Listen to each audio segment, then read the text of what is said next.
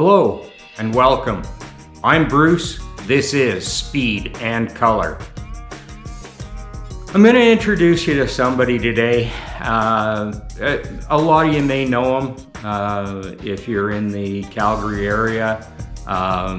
If you don't, if you're not in the Calgary area, if you've never met him at an event or anything, this is a guy that I think we all need to know. Steve Grover from Grover Law Firm. And you know, I'm going to tell you, I hope that every motorcycle community, local motorcycle community, has a Steve Grover and a Grover Law in their area. Man, this guy does so much for our community. You know, he really does. Boy, whether it's organizations or events or, you know, bike nights or you name it, if it's around motorcycles, Grover Law is interested in being a part of it and is a part of so much of it, I can't believe it. I've gotten to know Steve this summer, got to know him even more in this, call it an interview, conversation, whatever. And I'll tell you, this guy, he is, he's possibly the most average, exceptional person I know. Steve is just, he's genuine, he's honest, he's generous, he really likes people. You know, if you can catch him at an event or something, he loves to talk, and all the groups and organizations that he works with, I think, would say the same thing. Steve just wants to sit down and get to know you and talk to you and everything. He has an incredible ethic around community and giving back that was instilled in him by his parents, mainly his father. I really was impacted by the way he talks about his dad. Steve and I share a lot of common ground, and I think we share some common ground in our fathers and how we looked up to them and the things they taught us and all that kind of stuff. So I just you know, he got this message from his dad that it's a privilege to do well in this world. It's a privilege to get an education, and when you get that privilege, you should give back. And I was just so impressed with that. I really can't say enough. So a good guy. He's got a great sense of humor, although it is a little bit quirky. Perhaps another area of common ground that he and I share. But all in all, Steve Grover is just a great guy. I really enjoy him. I hope you'll enjoy him too and get to know him. And please, if you see Grover Law at an event or if they're involved with your organization, if you get a chance, take a minute, go over, introduce yourself to Steve and have a chat with him and thank him for everything he does for the community. Okay, let's get on to the episode. Don't forget, subscribe, follow, like, comment. Man, we need it all. I would love to get some more subscribers to the YouTube channel. So if you don't mind, go ahead and just tap that subscribe button. All right, thanks for watching. Thanks for being here. We'll see you soon. Enjoy the episode.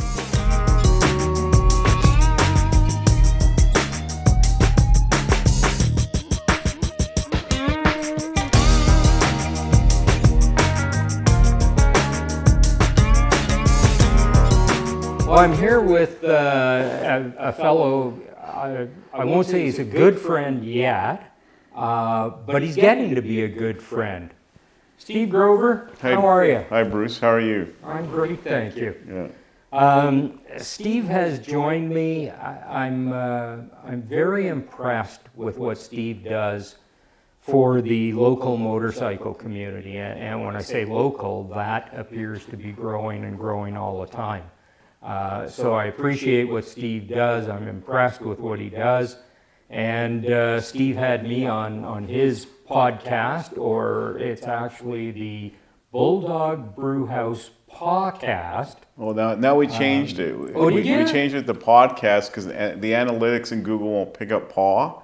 So we can't get traction, so we changed it back from podcast to podcast. Just to let you know, okay? So we're back to a podcast, and we'll talk about Steve's dogs in a minute and stuff. But anyway, Steve had me on his show. We had a good time. Steve and I have met at other events, and I think we have some common ground. We're enjoying each other's company, and he said, so when do I get to be on your podcast? And I agreed it would be a good idea for us to sit down and have a conversation. Just so you know, we are going to have a casual conversation here today about Steve and about Grover Law and the community and what's going on.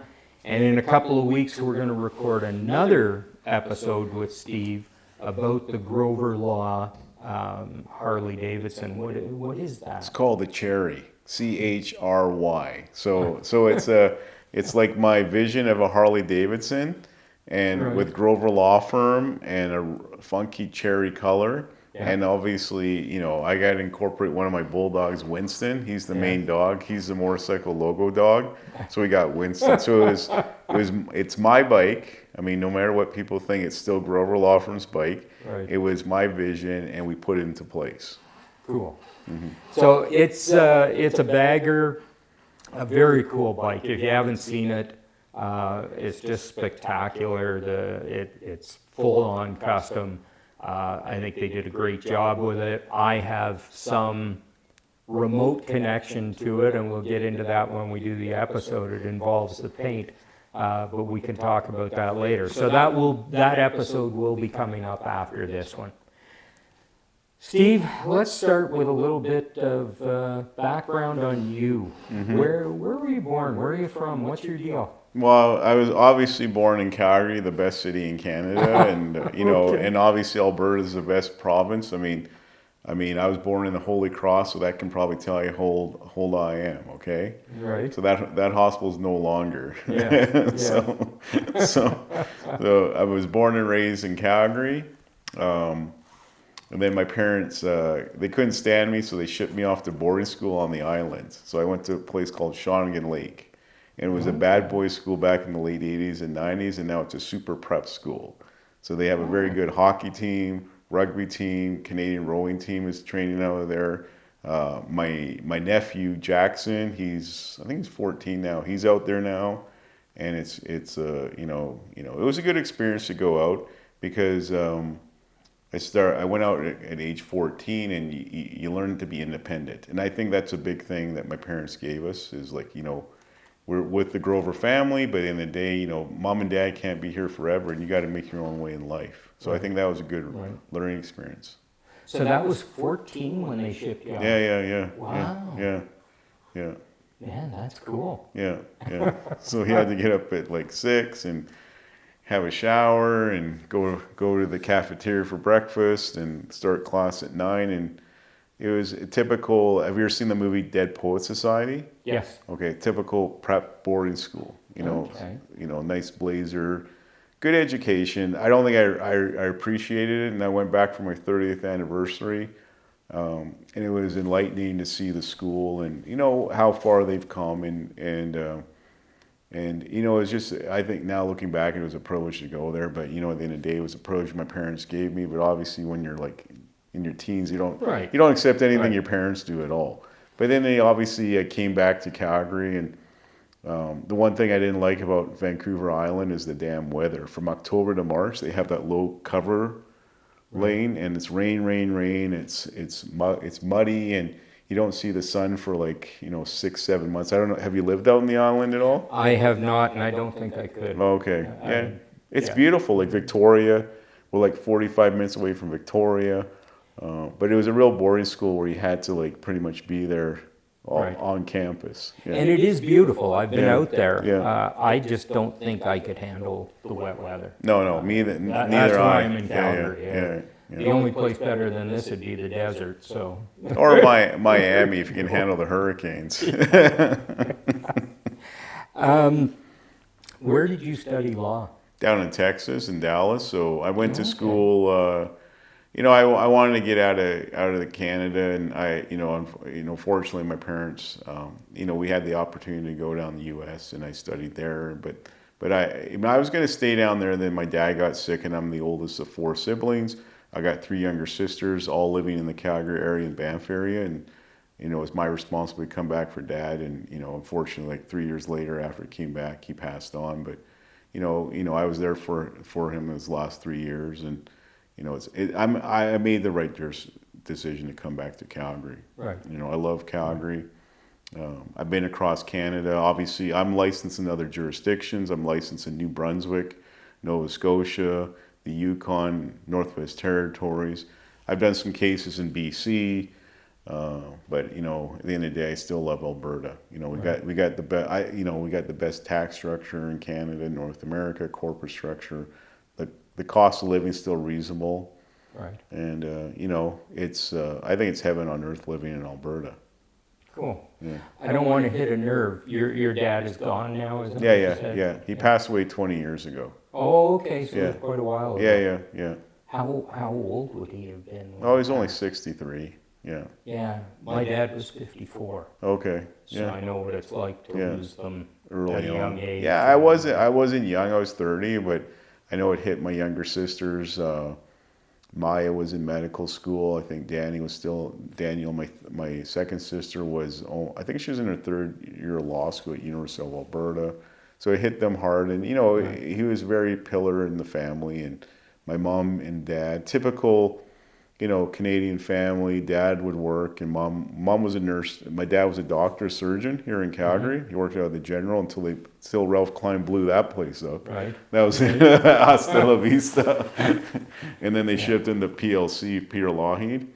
And then he was the old school kind of doctor where he had hospital privileges and he had a family practice too. Okay. And then mom was a nurse, but then she'd always take care of the house. And so kind of, it's a little different now when I go to my friends' houses. Like I go in the living room, there's toys everywhere, and there's pizza boxes and Coke and everything, and kids are screaming. I mean, when you came in the Grover house, it was always clean and very disciplined and consistent and.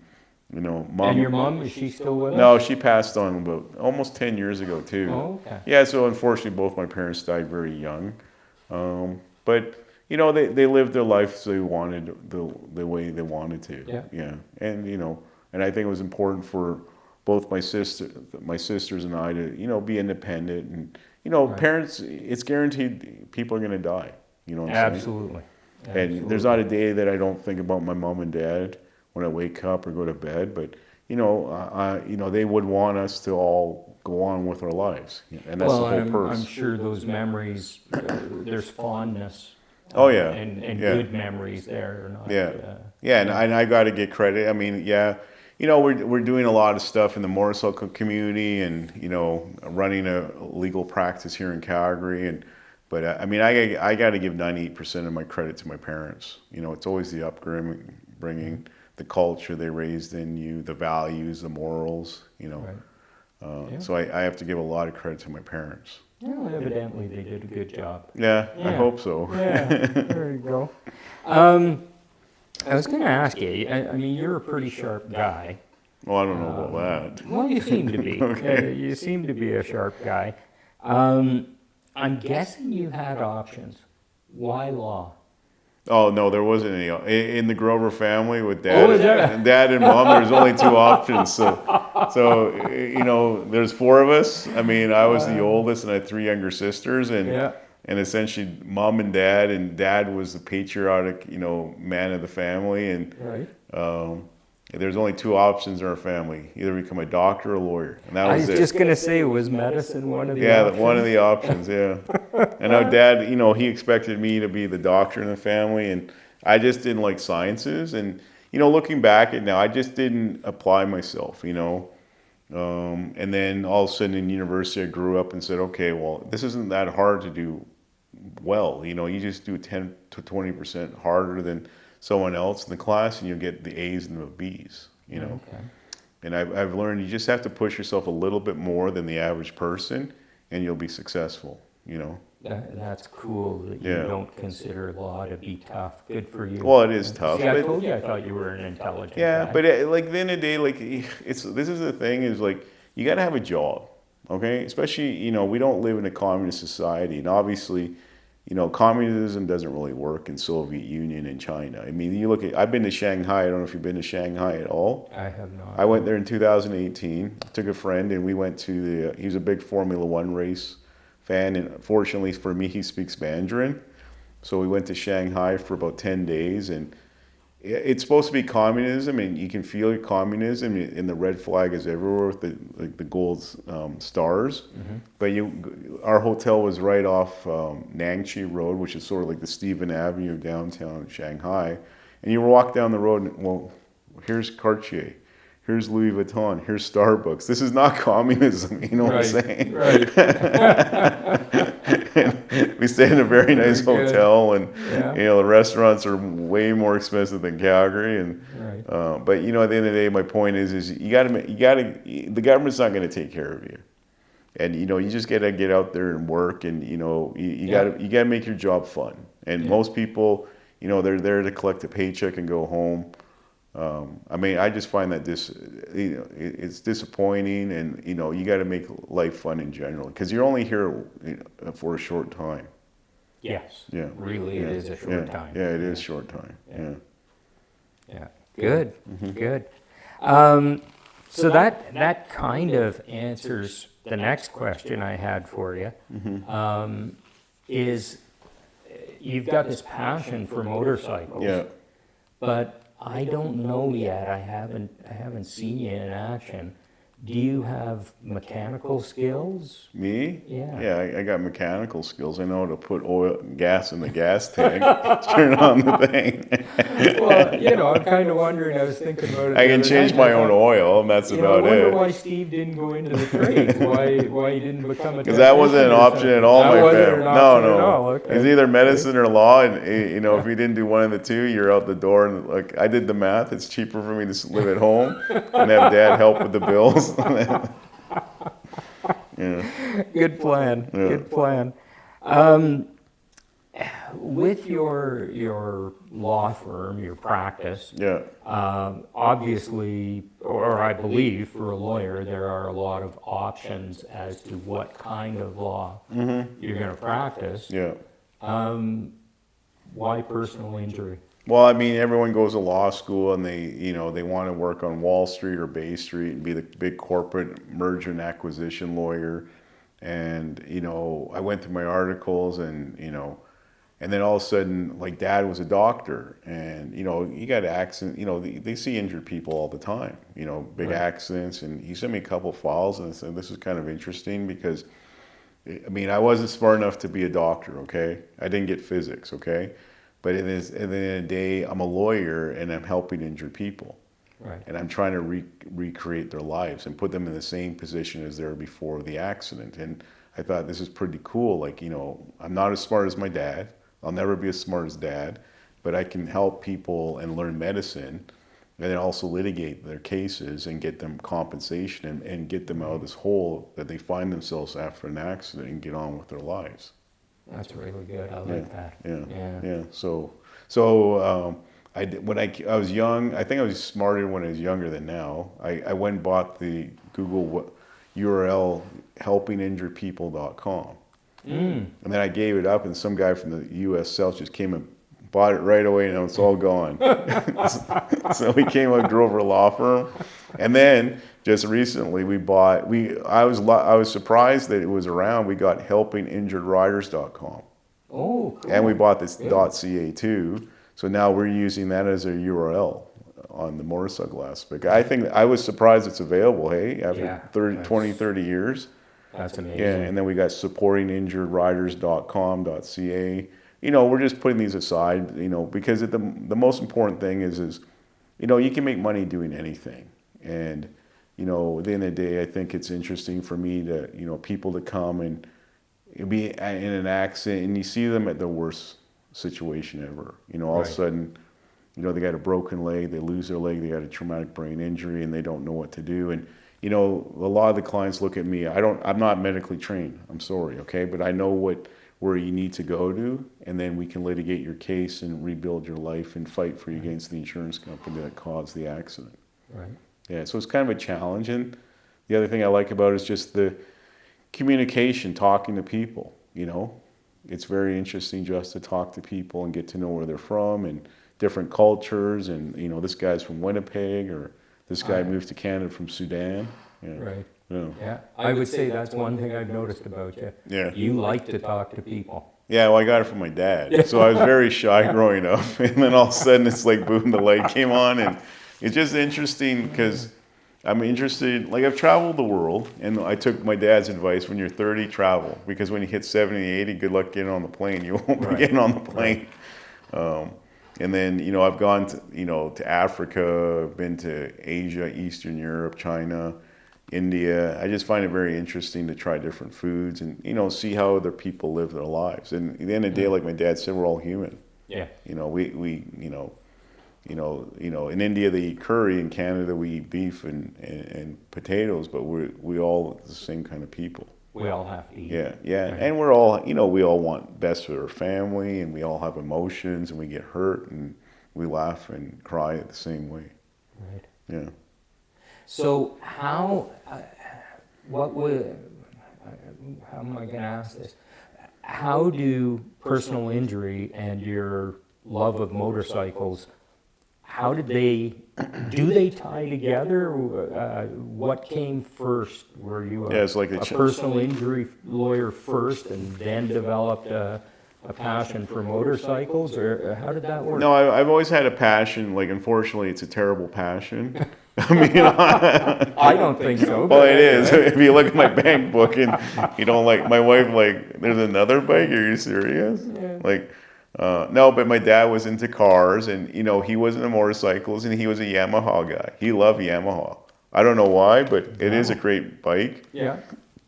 And he had a number of Yamahas, and then I just followed the passion too, and riding motorcycles and dirt bikes when I was young. We had a little ranch out in Bragg Creek, and okay, so you did get experience. Oh on yeah, bikes yeah, a long time ago. Okay. Yeah, and then it's always been I've been fascinated with cars and then motorcycles, and just seeing the models develop and everything coming up, and it's like what came first, the chicken or the egg? I mean, obviously I was motorcycling before I went to law school, right. Correct?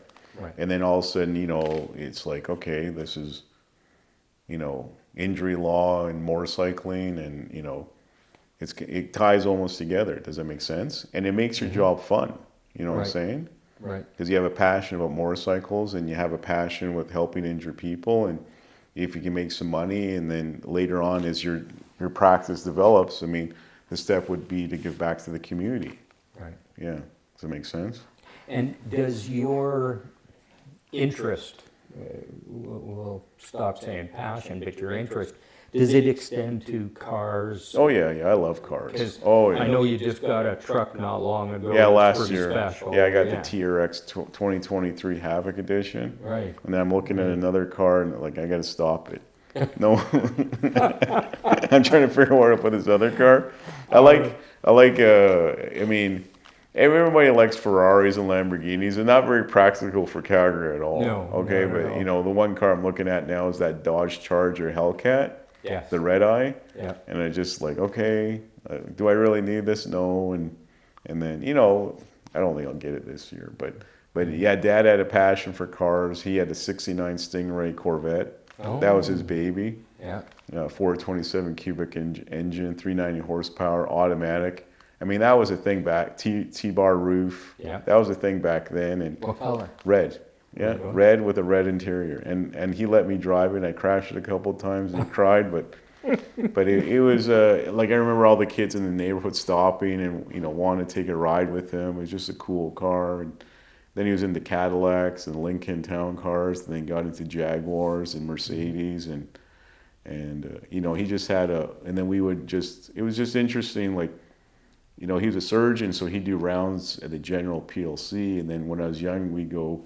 And I got my license, we just go to car dealers and, shoot the shit. And then he'd take a car out and we'd have it for the weekends. That's back when they gave you cars for the weekend. Now it's like, no, they want your second child before they let you test drive a car.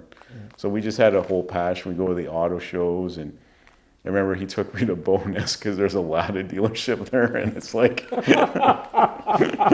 we had to go drive a Lada. And it's like, this is not, he's joking with me about buying it. No, I'm not buying this thing. But and then he'd drive a Skoda. He was just all over the board, Just wanted to know about all of them. Yeah, it's kind of cool, though, because, there's a lot of people, like, I'm a GM guy, and, GM's got great trucks and cars, but go test a Lada. It's a Russian car, a Skoda, or a Nissan. Just try that out, or Tate Motors has cars. Just see what the other engineering is. And it's just fascinating him to see how other cars are developed. And I mean, the Lada was pretty bad, during the Cold War. Yes, it was. What was your first car? Well, the first car I was allowed to drive was that '69 Vet. But that wasn't yours. No, my first car was a Nissan 240 SX. Ooh. Yeah, I wanted the 300, but I didn't have enough money for that, and I still have a passion for the 300. The one with the T-bar roof, and yellow in color. I'd buy. I may buy one day. I think that would be a cool summer car just to whip around in. Right. That's pretty my dream custom car. I mean, obviously I like the Ford, Shelbys and stuff like that, but they're getting up there like $300,000-400,000 grand.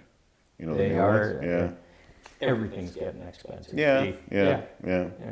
Well, that's why they have financing now. Because probably same time, when you're growing up, when I was growing up, everything was cash was king. Yeah. And now dealers don't want your cash because they make more money on the finance or leasing. Then you bring it back to the lot in 4 years and they flip that truck or car, make another $20,000 cash. You know what I'm saying? Yeah, it's all changed now. So my first car was a 1972 Datsun 510. Okay, so we both have passions for Nissan Datsun.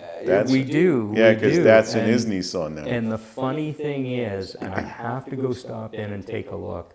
I've looked, when I dropped Karen off at work, on the way home I've looked, and Country Hills Toyota, upstairs, in the very back corner, you can see it through the window. Yeah. I'm sure they have a 510 with a roll bar and everything on it. Little rally car. Yeah. And I've got to go over there and take a look, and I'll probably ask if it's for sale, and I shouldn't. I shouldn't go there at all. Oh, yeah. But I just have to know. Yeah. There's not a lot of them left around. No. And then the problem now is everything's going EV now. Those when I was younger, everything was V12s. I remember Dad got the Jaguar Vanden Plus. Remember those vehicles? Yes. Oh my God, that was a V12, and it was the one with the two gas tanks, one on the passenger side, one on the right side, and that sucked gas. But it was pretty cool to have a V12.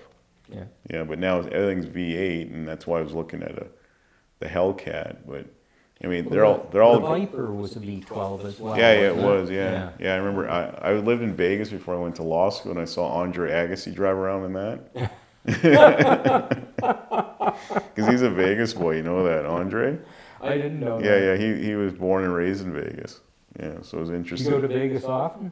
I was there for the Super Bowl. We have a website, my SEO provider. I've always my dream. One of the bucket list things was always to go to Super Bowl. Okay. And all of a sudden, like it was $10,000 US to get a ticket. It's like, that's a lot of money. And all of a sudden, like, I'm in a mediation, and my SEO goes, "Hey, I got an extra ticket for the Super Bowl." Okay, I'm coming. Don't worry about that. I saw your posts on Instagram. Yeah. It looked like you were having a pretty good time. It was very surreal. One of those things that, some people wanted to go to the monster truck competition or the UFC championship. For me, it was always the Super Bowl because it looks so flashy on TV, and I like the NFL, and I stayed at the Mirage, which is now closed now. Yes. So that opened like in the late 80s, and I remember I think that was one of the first hotels we stayed as a family when that opened, and that was huge. You remember the volcano and the Siegfried and Roy until the tiger bit off one of their heads? Yeah. That was in it. And how was the Super Bowl? Oh, it's good. I recommend going. Yeah, just once in your life. Okay. I mean, you can't, like Usher played at halftime. I probably could hear him better at home on the TV, but just to be there and And then and then the way they won the game was just like epic. And then I'm not a Niners fan. I'm sorry. I like the Cowboys, so I gotta hate the Niners. And I know they got some good players like Jerry Rice and Joe Montana, but Kansas City's got Mahomes, and he did that last overtime drive and found the guy in the corner, and everything. All the confetti went everywhere, and there's partying, and all the Niners fans were crying, and I'm a Cowboys fan. Because remember in the 80s and 90s, the Cowboys and Niners had those big rivalries going on. Yeah. Dwight Clark the catch in the back to send them the first Super Bowl. So yeah, I would recommend going. I mean, Vegas is just like, I know the city like the back of my hand, like Calgary, and it's just nice to go. And I was with a good group of guys, and they enjoyed it, and we had decent seats. It wasn't great, but I like being up on the upper bowl so I can see how the play comes out. Right. And then after that, we had some good dinners and a little gambling, and then came home. But it was just one of those trips that you always dreamed about doing, and it ended up in Vegas, like of all places, the Super Bowl. Yes. Yeah. So it was fun. Yeah, we enjoy Vegas. We get down there fairly often. Oh, okay. So. Is there a certain place you stay? We've got a timeshare. Oh, that's nice. So are you on the Strip or off? Just over by the link. Oh, okay. Yeah, I know where that is. Yeah. Nowadays, it doesn't matter where you stay. No. It's like you can walk everywhere, and hotels are hotels. And like you say, you get to know the town. Yeah. And you get to know the areas outside of the core. Well, you just stay away from north restaurants and find shops and stuff that are really a lot of fun. Well, as long as you stay from North Las Vegas, that's where the hardcore Vegas is. Yeah. North of Fremont, and Fremont Street's pretty. They've cleaned it up. It's kind of a little nasty still. It's pretty popular. Yeah. A lot of people want to go to Fremont Street. Yeah. I don't know that I get it for me, but okay, whatever. Yeah. So getting back to what I started with, your support of the motorcycle community is impressive. Yeah, you're impressed by it? Absolutely, and I think I speak for everybody in the community when I tell you we appreciate it. Okay, it's thanks. Really cool. Yeah. I see this year, it looks to me like you've diversified a little bit. Yeah. Maybe if I can use the term, it looks like you're going broader rather than deeper with your support. Yeah. Is that your strategy? Where's Grover Law going? Yeah, at the end of the day, we want to support the motorcycle community. And, we, like my dad always taught me in business, don't put all your eggs in one basket. It doesn't make sense. And, I think we are still deeper and we're broader. And, we want to spread the love throughout the whole motorcycle community. And we just don't want to support one group. I mean, I think there's more to it. Like, look involved in Fresh Start. I mean, we got back involved with Fresh Start because, everybody knows in society someone that's been affected by addiction. Yeah. Everybody. Like, I know somebody, you know somebody, and it breaks your heart to see someone's life go to ruin because of cocaine or alcohol. Yeah. And they do a good support group, and we're involved in their, I think it's called the Scavenger Run this year, and we're the second stop, and we'll be there for them. And then you got bikers, our buddies, and you got AAA, All Against Abuse. I love John Graham. He's such a funny guy. He's a maritime boy, right. And him and I hit it off right away, just joking around like the boys. You know what I'm saying? And then obviously we support the motorcycle shops in town, the small ones, the big ones, and the large ones, and There's one down in Lethbridge I'm interested in, is Bikers Against Human Trafficking. I don't know if you've heard of that group. No. They had a little booth at 2 Sunday, and it's very interesting. Like when I was at the Super Bowl, I went to the Luxor, the pyramid. I go in the washroom and close the door, and it's like, if you see human trafficking report, call this number. Like, is that right? Yeah, like it's interesting, and I studied a little bit about it. when I came back from Vegas, and it looks like there's more people in slavery now than ever before, and the human trafficking issue is just massive right now, and it's very pathetic. You know what I'm saying? And Wow, I you didn't know, realize it yeah, was that significant. I ran yeah, into a guy at Born Free. Karen and I went down to Born Free in June, and there was a fellow we wound up sitting with, having a beer with him and his wife. And he was telling me that he is part of a club or organization. Yeah. I guess you shouldn't call them clubs. And this is exactly what they're doing. But being that he's in Texas, yeah. he said the biggest problem is the Mexican mafia. Oh, I know the And cartel. that's Yeah, yeah. who they're up against. Yeah. And Oh, yeah. he was telling me some stories about stuff they've done to free people and Yeah, but the problem with the having cartel, to stand up to yeah. those guys. And he said it gets pretty tense, pretty scary. Yeah, well, yeah, and you study about it in the cartel. I mean, you sell a key of cocaine, it's gone. But you traffic a woman. I mean, unfortunately, she can do Right. the things 4 or 5 times a night, every night. Right. I mean, they're just making money hand over fist, and it's pretty pathetic that in this day and age of the U.S. Constitution and freedom of rights and all this stuff, that people are still getting trafficking for money. You know what I'm saying? Yeah. Yeah. Well, that's a shame. And then obviously there's Too Cool Motorcycle School. I got to give a shout out for Trevor Deck. He's always been. Yep. He's Trevor's been a my good boy, guy. standing Yep. beside me in good times, bad times. His wife Lan, she's great. Yep. There's just a bunch of good groups out there, and Two Will Sunday with Bobby Baum. I mean, Yeah. we're always there to help him out. What's the deal? Is Bobby back? Yeah, I think Bobby. Sounds like he's I back. think Bobby's back. So we'll see. Hopefully, he comes back and. Geez, we'll have to have that as a slogan. Hey, Bobby back. Yeah. Yeah, and then obviously I love Ducati, so we support the Ducati rally out in Nelson, and Chris Spears is the gentleman that puts that together all by himself. He just does a bang up job, and then there's also Leanne Langow with AMSS in Edmonton. Yep. And then she put on the Triumph rally, and we showed up for that to support her. So Yeah, she's been doing that for a long yeah, time. yeah, hasn't yeah. she? She said at the banquet dinner, 10 years be it, and she's not going to quit. So, but there's just a lot of people to get to know of, and you can't be friends for everybody. You know what I'm saying? But at the end of the day, we're here to help everybody out and support them and see where we can go. It appears you're doing a really good job of trying to be friends with everybody. No, we're just trying to spread the love. But at the end of the day, you can't be everyone's friend.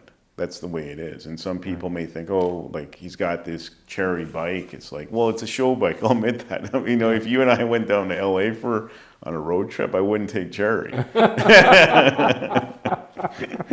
I'd probably take like a Tenere 7, a Yamaha. I have one of those, or even like a Triumph bike or something like that. Or I've got a lowrider ST. Take that. But I definitely wouldn't take a custom show bike down to LA and back. You know what I'm saying? Yeah. Very good. Yeah. What about Grover Law Bike Nights? Because you've had the first one now, and I would say it was pretty successful for a first outing. I was very impressed, and I'll share this with you. I was very impressed that the Nigerian bikers in Alberta, is that their name? Yeah. I sat and talked with those guys, and I say that because I'm going to get them on the podcast. Yeah, you should. Yeah. Some of my neighbors here are Nigerian, and we've made wonderful friends with them. They're wonderful people.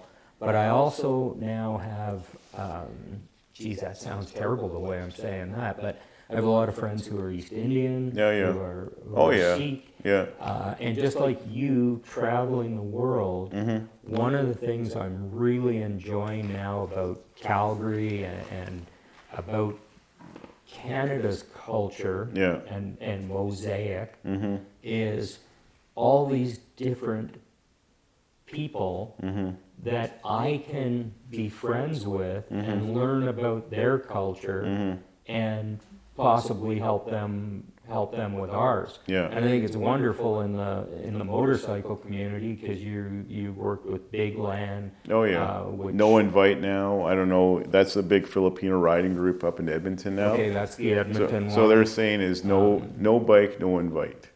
So if you don't have a bike, you don't get invited to their group.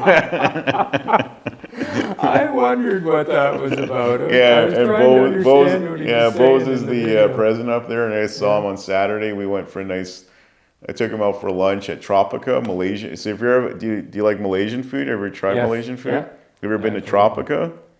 It's on Calgary Trail up in Edmonton. Yes, I've been to that. Yeah. I think it's awesome food. Yeah, I mean, it's great. yeah, it's like it's not as spicy as East Indian food, and it's not as heavy as Chinese food, but it's right in the middle. It's better than Thai food. And so Saturday we went up and met with those boys and took them out for lunch and just had a good time. It just like I just can't stick. I think like the Nigerian riders, I met them a year ago, and then all of a sudden, like, okay, I didn't see them again, and then all of a sudden, I'm at the caddy rally, and like my wife's saying, like, we're just hanging out with ourselves with our daughter, like, are you gonna talk to some guys? And then I saw Blair Hogue. I don't know if you're familiar with Blair, but he was just on the name. Yeah, he was just on my podcast. He had a major head injury. Okay, that's in an accident, and then all of a sudden and then I met these, the Nigerian riders again, and we sat at the same table, and we just had a good old time that whole evening. And then I said, listen, come to our bike night, and they showed up, and I was so happy to see them. Right. Yeah. So, cool. Yeah. Yeah, no, it's great. The motorcycle thing is getting more diverse and more interesting, and thank you for making those people feel welcome. I think Well, it that's should be. awesome. I mean, this is the whole point of Canada. Like, I mean, unfortunately, I know indigenous people are here, but if you read history, they came over the Bering Sea from Asia, and thousands of years ago came to Canada, and Christopher Columbus. Well, then, I think it's the Vikings found in Newfoundland first, and they said there's no gold here and just damn cod, so they went back. I don't know if you read a story about that. I read a story about it, and like there ain't nothing here. It's too damn cold. There's no gold. There's this stupid codfish. We're going back to Norway. See you later. But that was way before Columbus came to North America, Right. But then they're just like, I mean, obviously America and Canada are very diverse cultures, and it's the Canadian American dream of coming from, like, unfortunately now there's that war in Ukraine. And very interesting, on Sunday I went to Sunterra in my neighborhood and got a coffee, and just talking to the gentleman, oh, you're from Ukraine? And I've been there. And he's like, oh, like, and I know a little Russian, not that much Russian, Ukrainian, but he was just quite impressed. But I think it's just interesting to expand your mind and bring other people in, but especially with Canada. I mean, just being a multicultural country, and motorcycling is going to diversify. And you go to these countries, I mean, they're not driving around in cars. You go to the Philippines, they're riding scooters all day long. Yes. I've ridden down in Colombia. We went down to Cali, Colombia, which is kind of a cool rustic city. I recommend you going there, but everyone's on a bike. Right. That's just the way of transportation, because it's cheap. Yeah. Same in India. KTM manufactures a ton of bikes out of India. Well, why not? Because number one, transportation is motorcycle. They come to Canada, and I think it's like, okay, now we have to drive a car, but they're raised on bikes because gas is cheap and it's an easy way to get around, and plus the weather's good all year round. Right. Yeah, so it just makes sense that they'll be. And working for Honda, I heard a statistic or whatever that we sell more motorcycles in the Philippines in a week than we do in Canada in a full year. Oh yeah. Well, you get a typical guy like me goes in, like, you yin and yawn about the bike and come back in 2 weeks to buy the bike. Even though I should have bought the bike the first day. Typical Canadian buyers. Yeah. Very good. Yeah. Grover Law Bike Nights will be in 2025. Oh yeah, That's we're the gonna keep plan. it going. Like, And once a month. Yeah, once a month. That's enough. We gotta litigate cases. We gotta take care of our clients. I mean, I gotta have a life, and I know other groups have like once a week, and I think the whole concept of the biker night for Grover Law Firm was really just to give back to the community. Yeah. That's it. and do it a little different because, I mean, I've been to a lot of bike nights, and obviously you have, and we're not trying to make it flashy or trying to steal people to go to other bike nights. If you're a member of OBB, go to their bike nights, support OBB, there's other bike nights, like Ill Fate has got a bike night. Yeah. I love Kenny up there and his wife. They're just cool people and they're easy to talk to. But, we came up with the idea of like, let's make it fun. Let's make it family oriented, no alcohol. And our theme on July 25th was a Mexican theme. So we got a mariachi band in there. Yeah. We had a DJ playing Latino dance music. We had a neon taco show up, and the first 100 people, dinner was on me. And then, just enjoy it and just see the people coming and enjoy the time. And then, we also thought, like, let's blow it out this year. I mean, we want to show people that, we're here for the whole motorcycle community. And the one thing, like, one of my heroes was Walt Disney, Disneyland. Mm-hmm. I mean, he believed in making your dreams come true. And so we went out and bought 2 new bikes. I was just going to ask you about that. Yeah. So, we're not trying to compete with each other, but, by the way, our raffle's free. Okay. Yeah, no competition. And we got some pretty, you got to admit, they're pretty sweet bikes. Wouldn't you admit with that? They're pretty I'm nice, not being humble, right? You got a 2024 Road Glide, the 117 engine with a new 12-inch, screen. They went away from analog this year. And we had to do the shark blue color because we're lawyers for sharks. And then we did a V2 Panigale Troy Bayliss. Obviously, everyone knows who Troy Bayliss is. Yeah. From Australia, the world champion, and it's got the nice livery on it. It's got the adjustable beautiful bike. Olin suspensions, perfect track bike. But I don't know if I'm going to track something, I'm not going to track that. If I wipe out, I'd be crying for like 2 months straight. So that's a free draw. And then the next bike night will be August 22nd, and that we're going back to Barbecue Pit. Mm-hmm. Rob Bolton, you probably know him. He just does a great job. I went to law school in Texas, Brisket, Texas. So we're going to do a Texas theme. Everyone's invited, so make sure you come out. It's August 22nd, 5 to 8 p.m.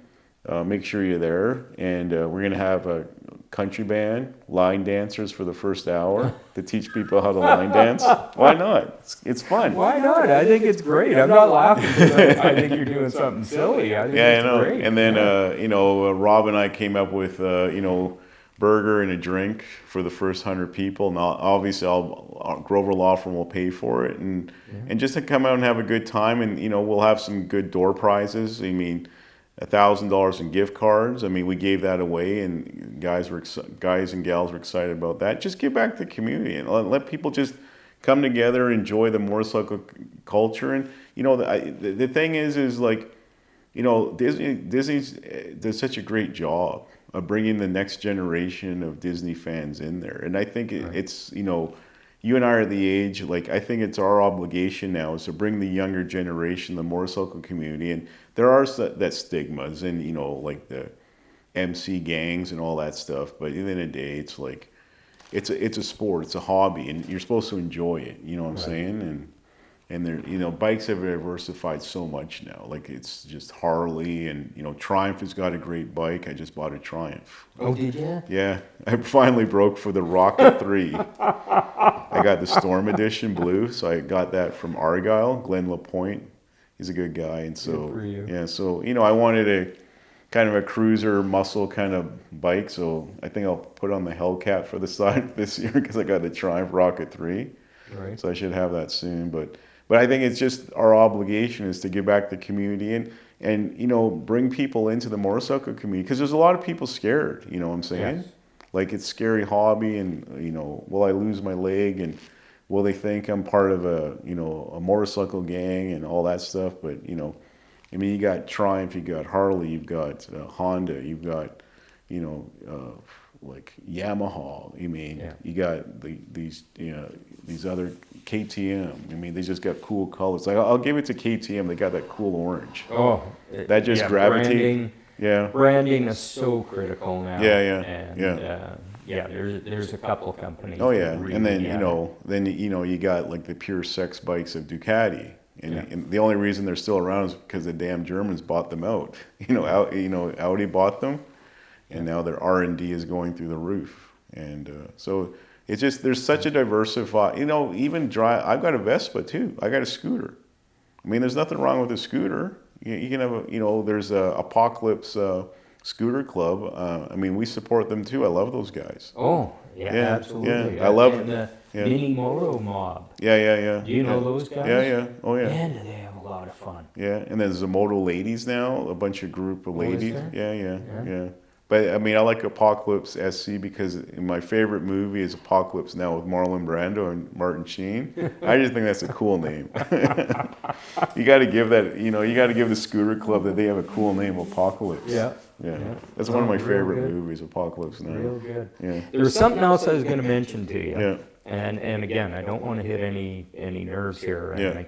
But I was going to say, I've noticed a change in your social media stuff. Yeah. And Grover Law has gotten away from crash videos. Mm-hmm. And I wanted to say thank you. Yeah.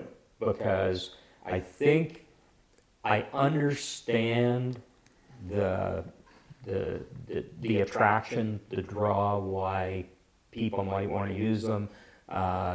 People who are about motorcycle safety. Yeah.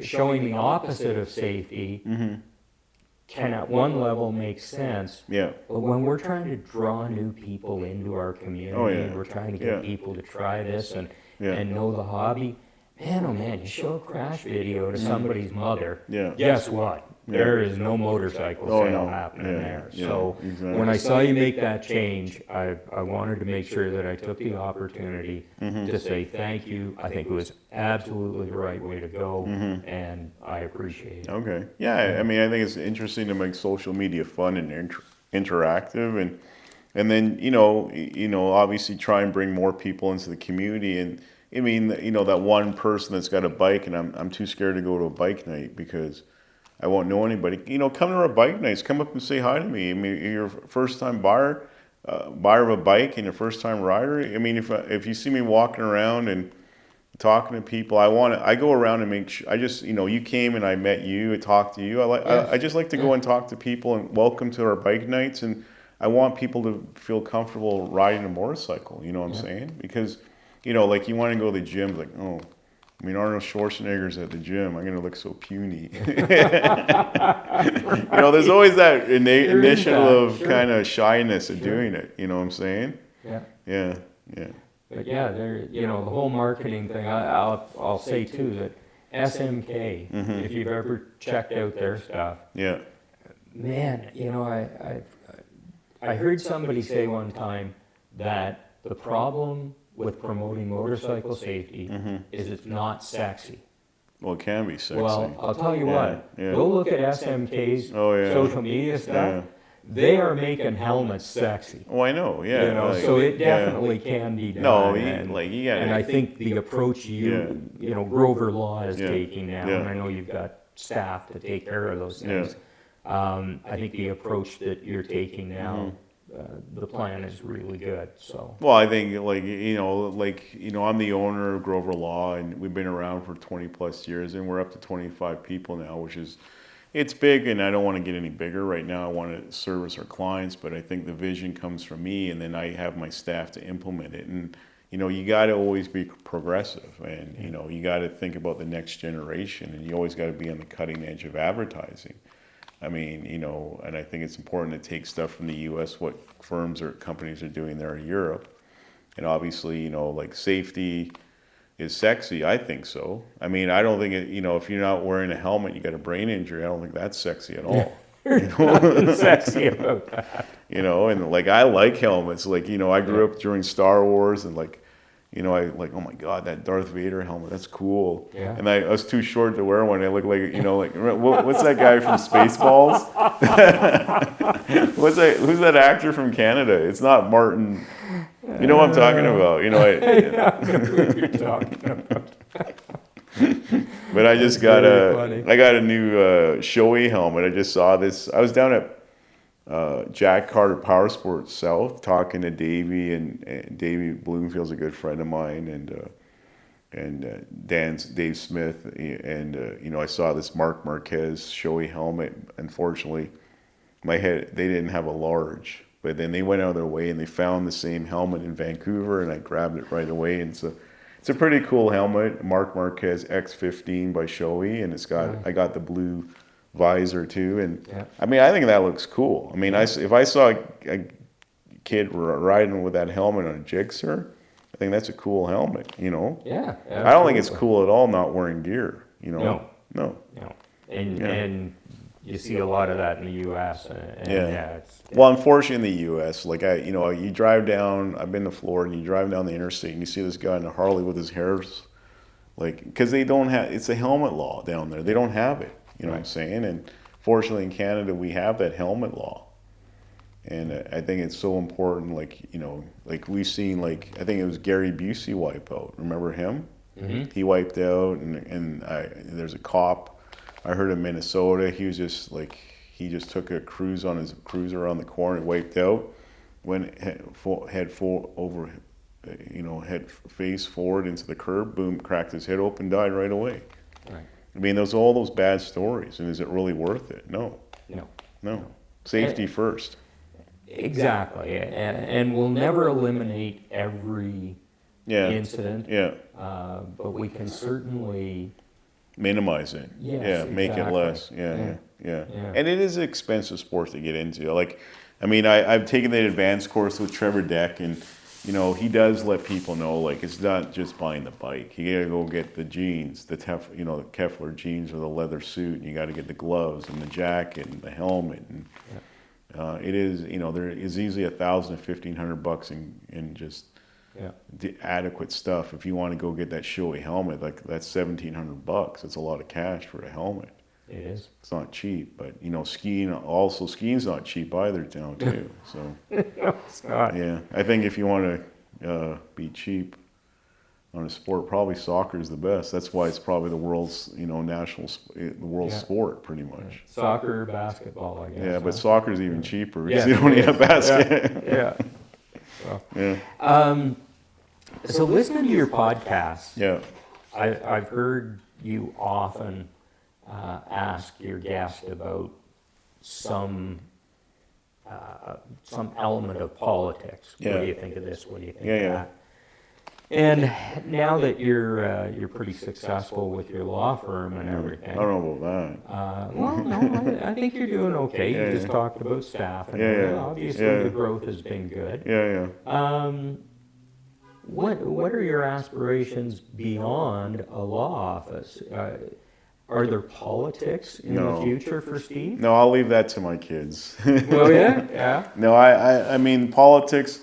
I mean, unfortunately, with social media now and everything, it's like you're under the microscope, and it's very interesting. Like, like Donald Trump, okay, he's running for president, and Joe Biden stepped away, and Kamala Harris is now running for the Democrats. But you don't get those very interesting, like, I mean, Donald's doing it, we know why. He loves the attention. Like, that's it, and it's a marketing, like, the amount of money he made after he became president is just amazing. Yes. But, I just think politics is just, it's like, there's a lot of my friends here in Alberta that should run for premier or mayor, and they're just not interested. They don't want to be under the microscope. And, it's a grind, to be a politician. And then, I'm good friends with, I meet my MLA every 6 months or so. And, it takes a wear on the people. And, it's not into me right now. I mean, I wouldn't want to be a judge either. I mean, I just like doing what I'm doing. I like running my business. I like being an entrepreneur, and and the ability to give back to the community and just be involved with the community through the law firm. I mean, my dad always said to me and my sisters, it's a privilege, not a right, to be a lawyer or a doctor or a dentist. And I think you have an obligation to give back to the community. That's cool. Yeah. That came from my mom too, so. Yeah. Appreciate that. Yeah. I mean, there's so much money. Go ahead. It's good to know that you're going to be around in a revenue-generating fashion for a while and not go into politics. That's good to know. Unless, there's always the threat of no fault, like BC. British Columbia, like unfortunately in May of 2021, the law went to the place where if you get injured in a car accident, motorcycle accident, you have no legal right to sue. So that's on the forefront now. I don't know if you're familiar with that or your viewers know about that. So, I mean, talk to your MLAs about that, talk to the Premier's office. I mean, it's just horrendous stories come out of BC where, you know, a lady's crossing the street, Robson Street, pedestrian crosswalk, gets mowed down by a car. She's maimed for life and she has no legal right to sue. You know? Seems extreme. It is extreme, but, you know, but unfortunately in Canada, you know, and you talk to Americans, they don't understand that idea. Like, how can you not sue? If someone, right. Americans would not go down that path. But it's also a legal right. Like a lot of people, well, you're an ambulance chasing. No, you know what? At the end of the day, you know, you're walking across the street and you break your leg. Some guy hits you with a car. I mean, he injured you. Right. I mean, it's a tort. You know, you have a legal right to sue. I mean, you know, you and I entered a contract, and you know, I borrow 50 grand from you, and I walk away, and like, are you going to walk away from 50 grand? You're probably going to sue me, right? Right. Yeah. So at the end of the day, you know, you want to. Unfortunately, someone made a decision. They made a choice to not drive their car properly or their truck that day. Right. They hit someone and they injured them badly, and they've got chronic pain or a brain injury for the rest of their life, and you know, you want to put that person in the same position as they were before the accident. There's no shame in that at all. No. And I think there's obviously common sense is something that we always have to consider. Mm-hmm. I had a bad wreck here back in 2016, just over by Stony Trail. Yeah. A guy in a landscaping truck with a trailer and piece of heavy equipment on the trailer. Yeah. And he suffered a blackout. Yeah. Young man, had never had a blackout in his life. There was no indication it was going to happen or anything. He blacks out, stands on the throttle, hits me from behind, and pushes me into the intersection where I get T-boned. Yeah. Now, fortunately, very fortunately, I was able to do physiotherapy, and in 4 months, I was fully recovered. Yeah. You know, it was a hard grind and everything else. But in a case like that, I found it really tough to fault this poor guy who was honestly more concerned with me than he was with himself. Yeah. And you know, the cops at the scene told me, man, you think you're in bad shape, you should see the guy who hit you, because he hit the steering wheel and everything. So in a case like that, you know, I guess I understood his situation and didn't pursue it. But at the same time, if somebody is texting and does the same thing to you, you know what, you deserve whatever. Whatever you get. Yeah, I mean, accidents happen. It's part of life. Yes. I mean, you know, the kids are screaming in the back of the caravan, and your attention's away from the road, and you hit somebody, you injure them. You know what I'm saying? I mean, it's not about money. It's about, you know, justice and putting that person in the same position he or she was before the accident. And at the end of the day, it's one thing that my parents always taught me is accountability. Yeah. You know, you quit a job and you take company property, I think you should be accountable and return that property to the company. It's not your company. It's not your property, you know. I mean, you know, you got to be accountable in life. Yes. You know, you got to pay your taxes. You know, you got to take care of your family. I mean, it's the big A word that, you know, unfortunately I've seen in society lately, people don't want to be accountable. I don't know why, but, you know. Well, yeah, I guess views change, discipline changes, the way we raise kids change, all that kind of stuff, and we wind up with differences. But I agree with you. No, but you mean that, you know, you made a certain choice to get behind your car and be drunk. Like, are you serious? Right. Call the taxi and pay $50 to go home in a taxi. Are you serious? Like, you changed someone's life for $50. That's the way I look at it. Yeah. You know what I'm saying? Yeah. There's certain choices you could have done rather than driving home drunk that night or driving your bike home. And we all make choices. Yeah. And we have that right. And well, it's like the guy that makes a choice to hold up the 7-Eleven he gets caught and he's charged with armed robbery. Like, we gonna let him go? He broke the law. Yeah. End of story. You made that choice. Yeah, Nobody yeah, twisted yeah, your arm. yeah. And that's the way life is. It's all a decision. If you don't want to make choices or be accountable, I think you should just live in your house and just stay there and not come out until you choose not to pay your Shaw bill or your Rogers bill, and then there's no more internet.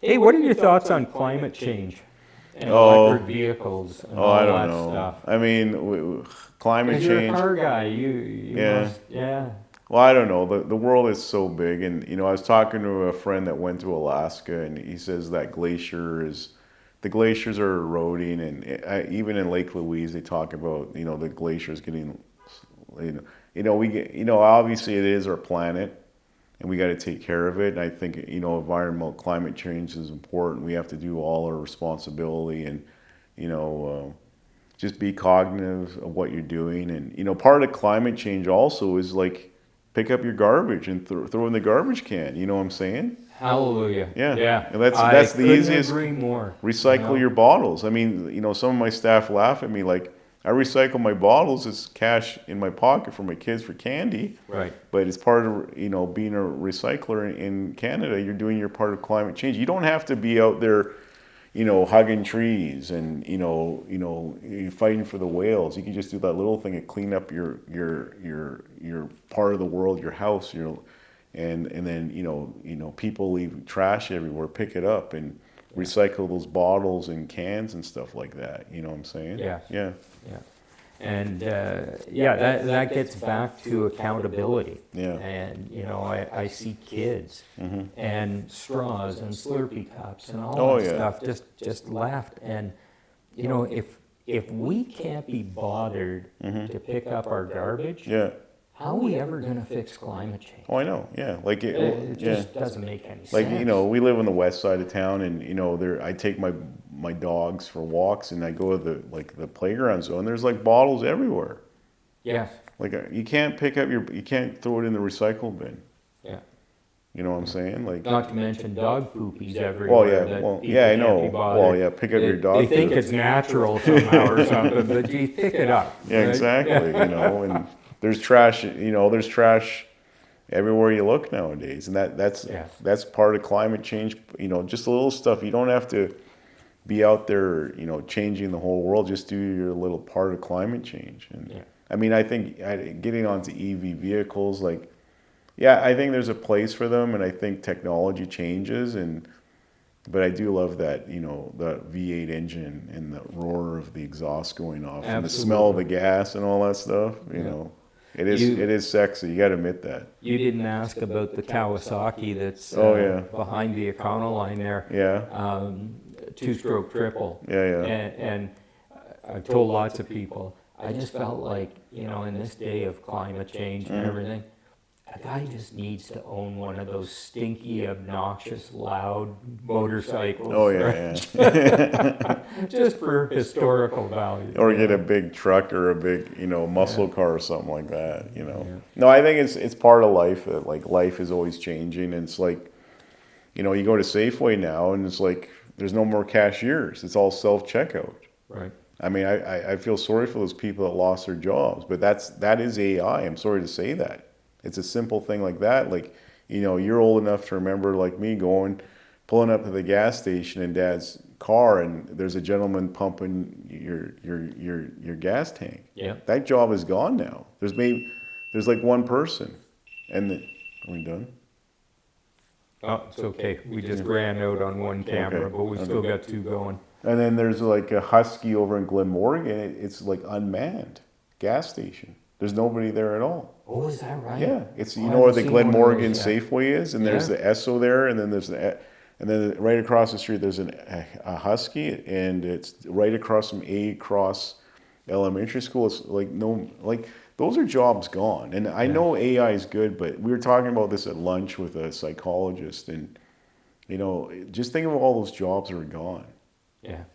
And it just impacts everybody. You know what I'm saying? Yeah. But there are other jobs at Phil. Well, what some of other that job? gap. What other jobs would there be then?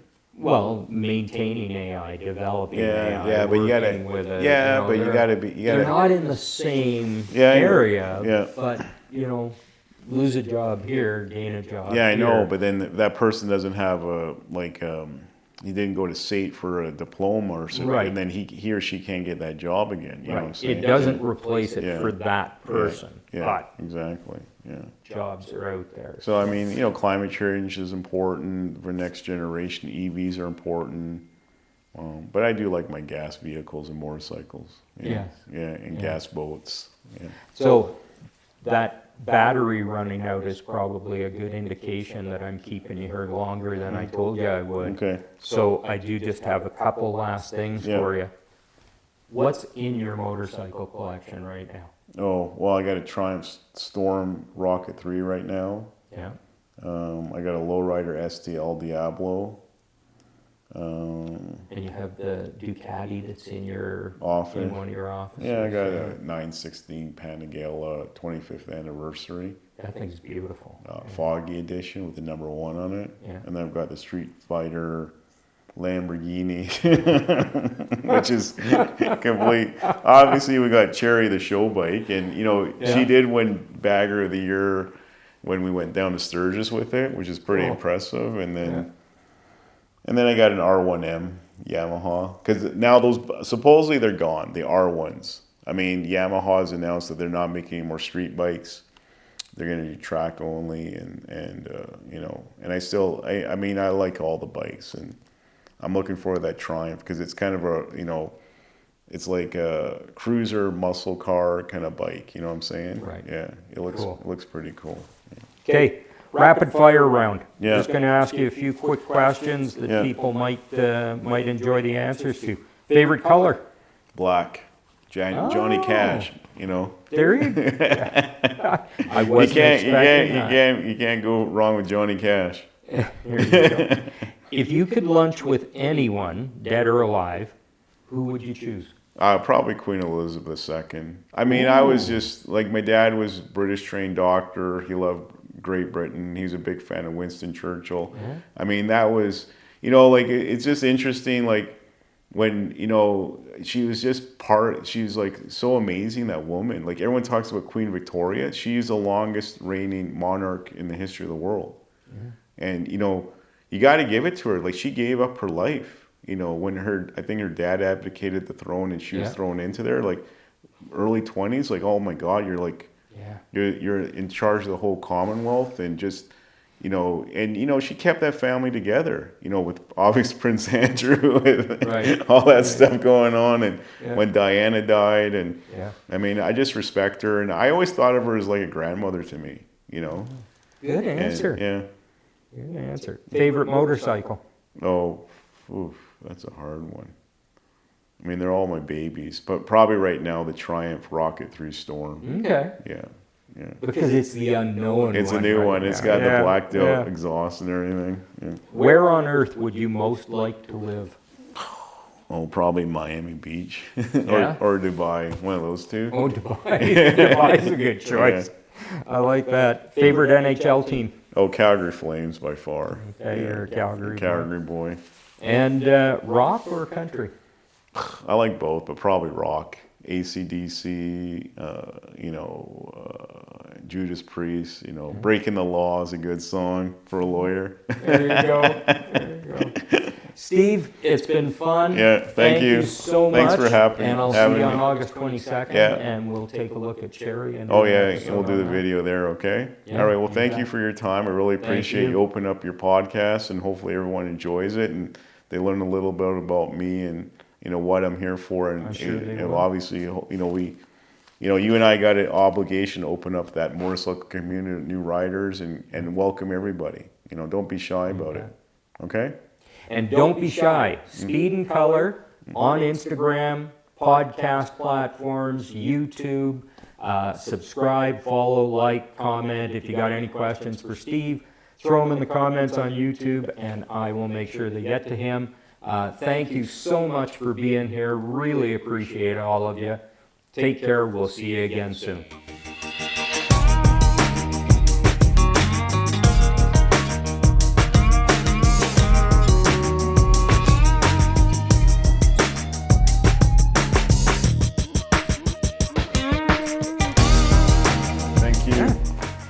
Thanks, man. All right, thanks. That was good, eh? I thought that was great.